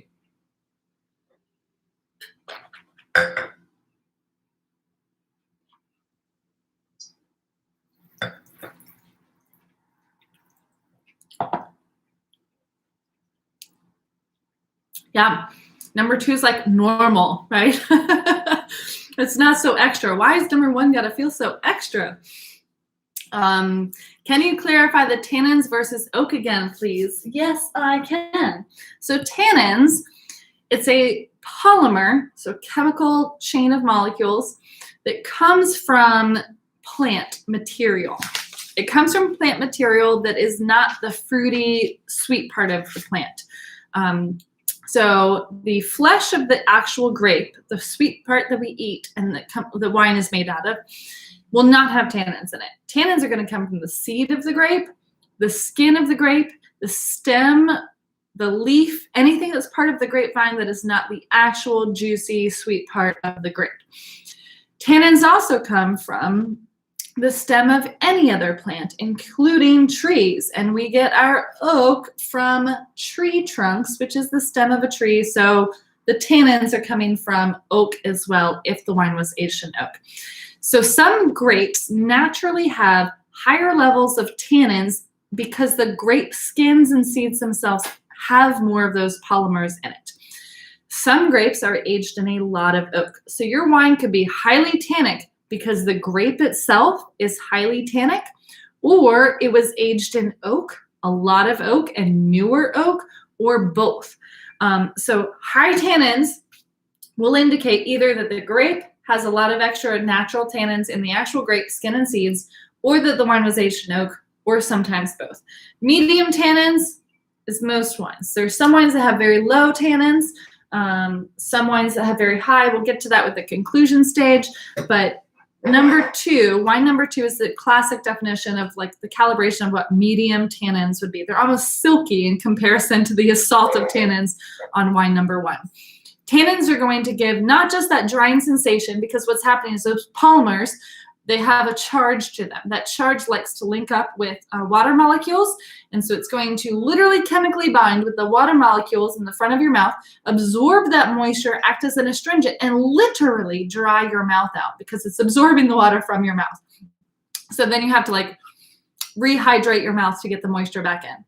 So that's what the tannins are doing. Tannins also help break down fat molecules. So they would always rather bind with fat molecules than water molecules. So if you're eating that big fatty steak, then those tannins are going to bind to the fat molecules of the steak, not the water molecules in your mouth, which means that they're going to release the flavor of that steak, but feel silkier and smoother in your mouth. Tannins also give a specific taste too. That's going to be that bitter taste, like oversteeped tea, bay leaf,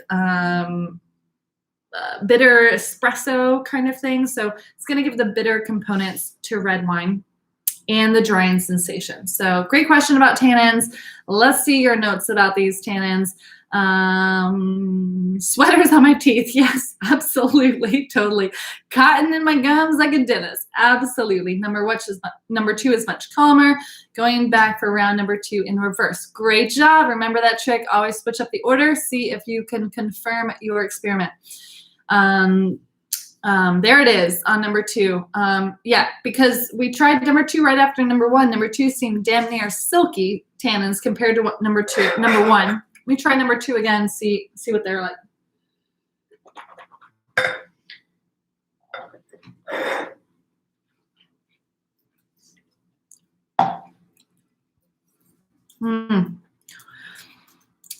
Definitely silkier tannins.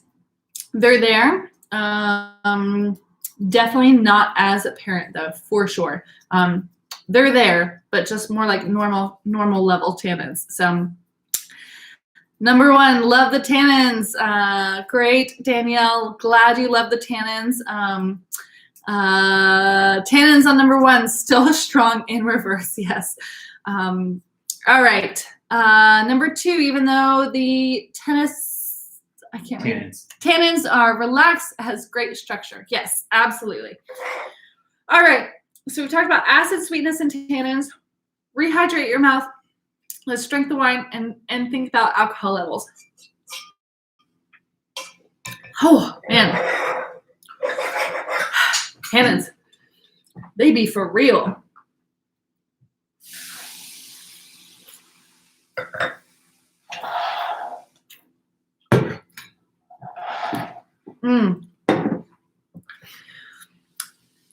Oh, all of those spices to me are coming out on my number 1, those baking spices. I get like these clove and nutmeg things going on. I'm really enjoying that on my number 1. But we're supposed to be thinking about alcohol warming sensation.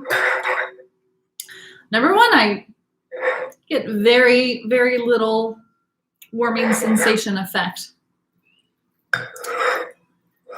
Try wine number 2.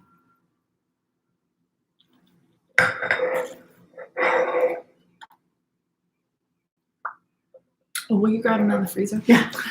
All right. I get a little bit more of that alcohol sensation on number 2. Did anyone get a drastically high level on either of these? I did not get some serious level of differences on those, but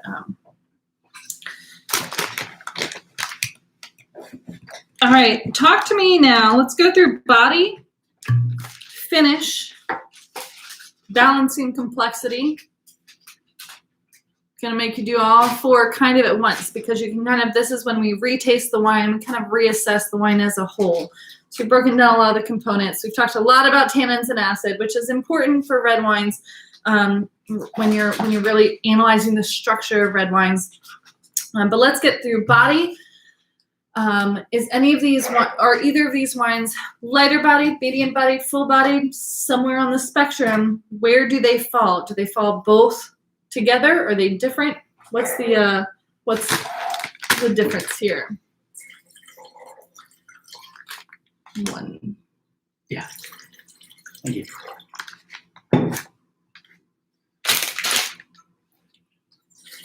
We need to re-pour here. We put the wine bottles in the freezer for just a couple of minutes to try and chill them down a little bit. I live in a high rise, and so they still have it set on heat for the overall system. So all my windows are open, fans are on, and it's still pretty warm in my house. So I had to chill the wines down a little bit to not just taste alcohol. Whew. That's a game changer. Yeah. Wildly different. Oh my word. Smelling number 1 now just smells like literally a flower pot. Now that it's chilled down a little bit. And number 2 just smells like way more of that Brettanomyces now that it's chilled down, because so certain things are like the aromatics are still going to be volatile and aromatized and intense even after it's colder. So other esters become very much more subdued. So all your fruit esters are going to be more subdued. Your oak esters, your spice esters, your Brettanomyces, all of those other things are going to stay on high alert even when the wines are cold. So that is why when you're drinking red wine in the summer and want to chill it down, go for an unoaked red wine to chill down, because you won't just taste oak, because the oak flavors are going to still stay high tone. Don't go for anything with Brettanomyces, because as I'm seeing now, as you chill it down, that Brettanomyces is just like on level 10 still, but all the fruit is in there to balance it out, so it's not as well balanced and integrated. All right, talk to me about body, finish. Did one of these wines have a longer finish than another? Is one of these wines more balanced than the other? Does it come together in that orchestra better? Is one of these wines more complex than the other? Does one of these wines have a lot more going on? Like, wow, I could continue to taste this and write tasting notes even after this class is over. You get extra points if you want to do that. Number 1 on the fruit seems less jammy now that it's cold. Yeah, that alcohol just changes things. Or that temperature, I should say.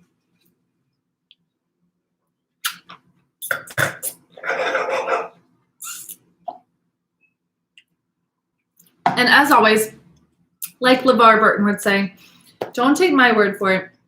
Do your own test. If you still have some of these bottles with you, if you haven't drained the bottles yet, pop the reds in the freezer for just like 10 minutes, come back to them and see how different they smell and taste on the palate. Do your own experiments always. Never take any expert's word for anything. Number 2, way more balanced and complex. Keith says, I'm all for extra points. All right. They both seem to have like blue fruit on them now that they're cold. Both of them? Yeah. So Keith says both of these wines now that they're colder have some more blue fruits on them than they did originally, which you were going for all like red fruit and more jammier style. So now more dried style fruit, a little more blue. Interestingly, I agree. All right. And Dominica agrees with you, Keith. Number 2, way more balanced and complex. Number 1 is not balanced, right? But in a charmingly rustic way. I am not mad at number 1 at all, but sometimes it's nice to have your palate assaulted with acid and tannins. Sometimes you like that, sometimes you don't. I think I needed a palate wake me up after doing virtual wine classes for 4 hours now. And this hit the spot. All right, so we need to start getting into conclusions because we are about to conclude this class. And I don't want to run too much over. I always know blind tasting classes last longer, so I did put this 6 to 8, but I don't want to run over that and keep you all night. So let's talk about our last final notes. Number 1 just needs time. Yes, I think both of these wines could stand to be cellared for 3 to 5 years easily and just get better. So, all right, let's start. If you haven't already, and I know at the end it's so hard to go through all the steps, taste the wine one more time and just think about any last tasting notes you want to give on the wine. Has your impression of the wine changed over the last 45 minutes we've been tasting this wine? Is the acid softer? Maybe it just seems so aggressive because we're going from the white to the red. Are the tannins really that aggressive? Maybe they are. Maybe they got more aggressive. Did any other fruit or floral or herbal or woodsy characters come out, characteristics, not characters, come out of the woodwork as the wine opened up more?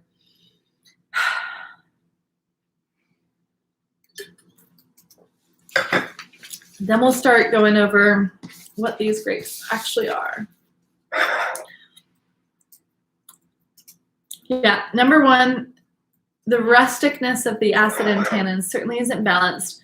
I think it's still delightful. Number 2,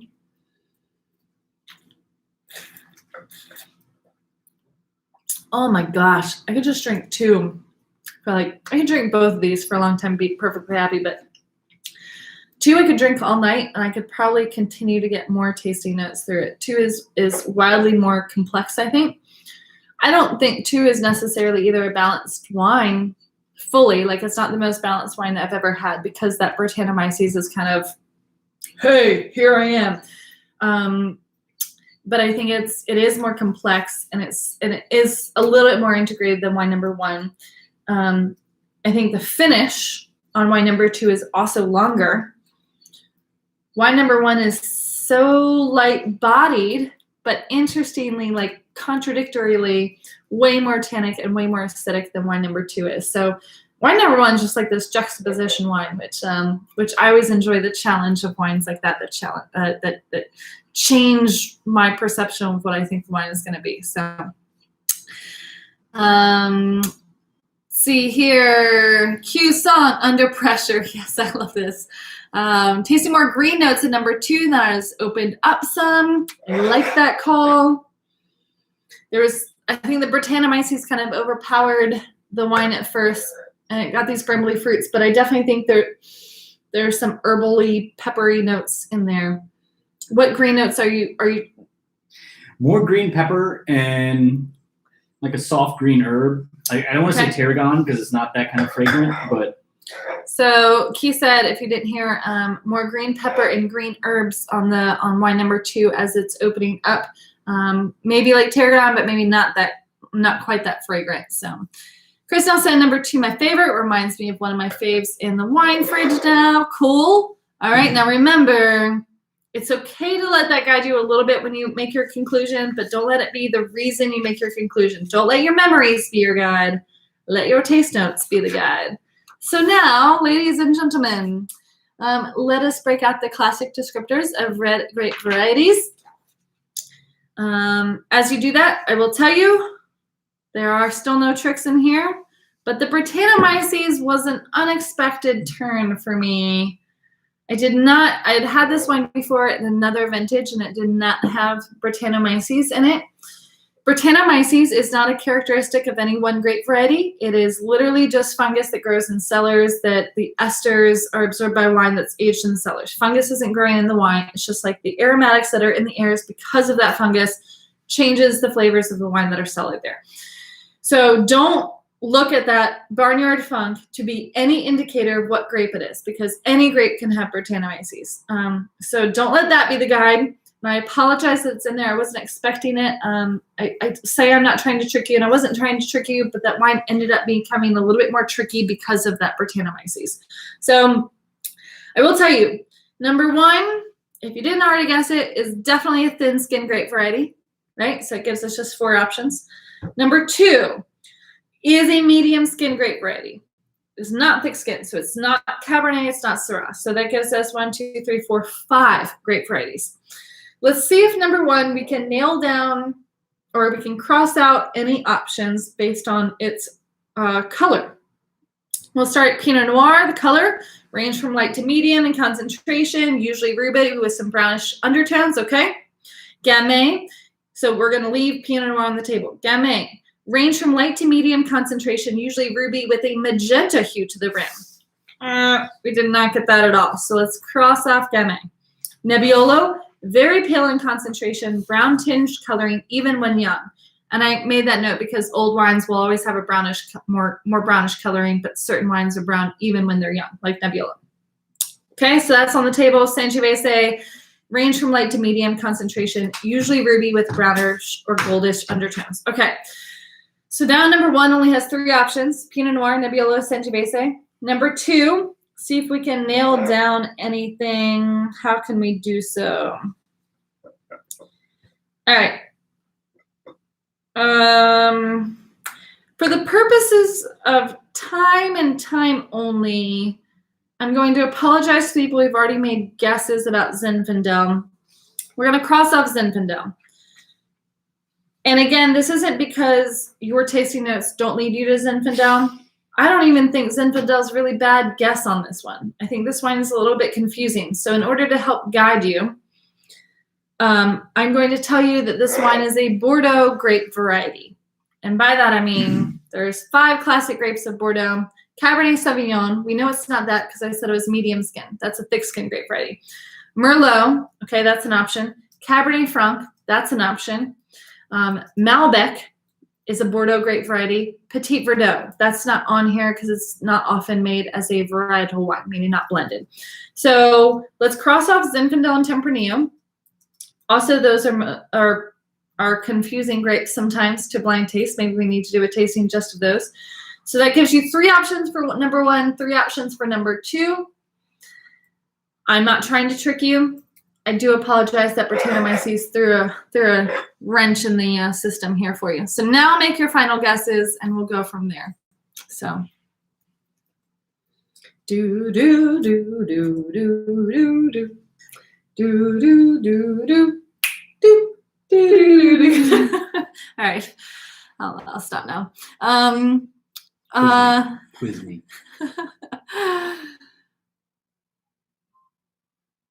Wine number 1, Tawana says Pinot Noir. And wine number 2, Zinfandel. And again, I apologize. I would actually say Zinfandel would be a great call on that. I do. And that's why I'm taking it out of the game, because it's incorrect, not because your tasting notes are incorrect, but because this wine is confusing. So again, apologize for that. All right, number 1, Diana says Nebbiolo 2 Cab Franc, Old World. All right. Heather says jumped ahead and added cheese pairing to the wines. Espresso Bellavitano, great pairing for number 2. All right, number 1, she guesses Pinot Noir 2 Cab Sauv. All right, again, we're not going to go Cab Sauv because it is a thick-skinned grape variety. So I've just, for the sake of guiding us, have said it's not a thick-skinned grape variety. So I'm going to give everyone one more chance. Your initial reaction. Now I'm helping guide, and we'll go from there. Key says number 2 does have that jammy quality of the fruit that normally find in Zin. Backup is Merlot, Tawana says. Dominica, we're voting number 1 Nebbiolo to Malbec, if it is loved it.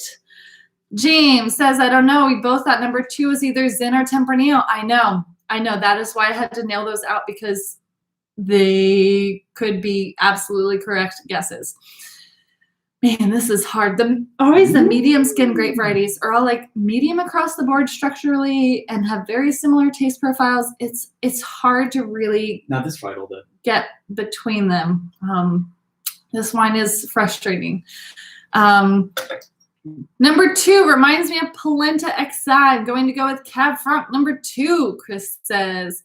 Tawana, Pinot Noir, Merlot. Final guess. Chris, Charlie, join the tribe. We're going with Nebbiolo for number 1. All right, y'all. Well, let's open up those bags. Wine number 1. Drum roll, please. Nebbiolo. This wine is Alessandro Velio, his Nebbiolo, his Langhe Nebbiolo. So Langhe is the region in Piedmont. We tried his Barolo for the Piedmont wine class. This is the first time I've ever had his just like classic Langhe Nebbiolo, and I loved it. Again, I'm a Nebbiolo head. I love Nebbiolos. High acid, high tannins. Hello, lover, is how I react to those wines. As the wine got to be more the proper temperature, those floral notes did come out. So retasting this again, it definitely served at the right temperature for those characteristic floral notes of the Nebbiolo to come out. Number 2, I just apologize because this was not the wine. This didn't turn out to be the wine that I had expected it to be. Danielle, I literally picked this out for you. This is the high-end Old Vines or higher-end Old Vines label of Chateau de Hero, his Cabernet Franc from Loire Valley, specifically the region of Saumur-Champigny, and it is the Fou Hacheux. I have no idea if I'm saying that correctly. Yes, Fou Hacheux. Fou Hacheux. Fou Hacheux. And so it is 100% Cabernet Franc. That Brettanomyces just took me by surprise and really changed the nature of that wine and what I knew it to be, thought it to be, expected it to be. So we featured his wine before, his Cabernet Franc from Saumur-Champigny, but always his like young vines version. And so I thought I'd treat everyone and do this nicer wine, and it turned out to be quite different than his previous vintage of that wine. But as the wine is warming up, continue to revisit it. I do think those green pepper notes are there. They're just hidden behind that Brettanomyces. So retaste the wines and tell yourself that's what Cabernet Franc with a little bit of Brettanomyces smells and tastes like. And so again, if you didn't guess the right things, we are going to do more blind tastings. This was the first one in a while. So if you haven't done it in a while, of course, like we're all a little bit rusty, right? I haven't done a blind tasting that I haven't guided in a very long time. So if I ever did one, I would fail miserably. But again, I'd fail miserably at guessing the right grape. We're not failing miserably at analyzing the wine correctly. So that is the goal. That is what we have practiced tonight, and it's been really fun practicing with you. We will do more of these.